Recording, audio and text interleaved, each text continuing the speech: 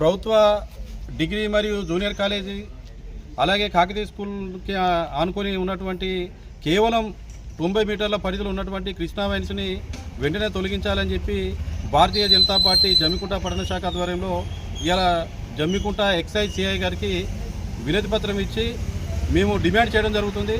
ఆ కృష్ణా వైన్స్ అనేది ఏదైతే రాష్ట్ర ప్రభుత్వం ఇచ్చినటువంటి జీవో ప్రకారం కూడా 20,000 జనాభా ఉన్నట్లయితే దానికి తక్కువ ఉన్నట్లయితే రహదారికి రాష్ట్ర రహదారి కానీ కేంద్ర రహదారికి 220 మీటర్ల దూరంలో ఉండాలని ఉంది.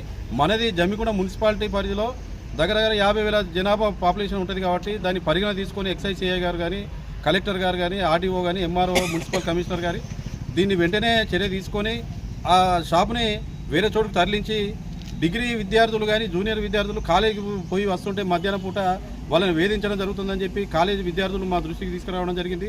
అలాగే మురళీ థియేటర్ ముందు గలీలో అంతోన్పు పీస్ఫుల్గా ఉండే ఏరియా అది.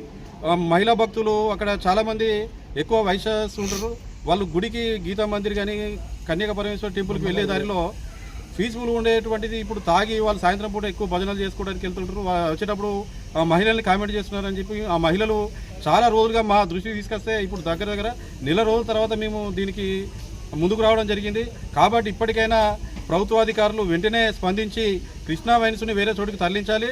లేనట్లయితే ఆబ్కారీ శాఖ కానీ మున్సిపాలిటీ అధికారుల ఆఫీసులు ముట్టడించి పెద్ద ఎత్తున ఆందోళన కార్యక్రమాలు చేపడతామని హెచ్చరిస్తున్నాం.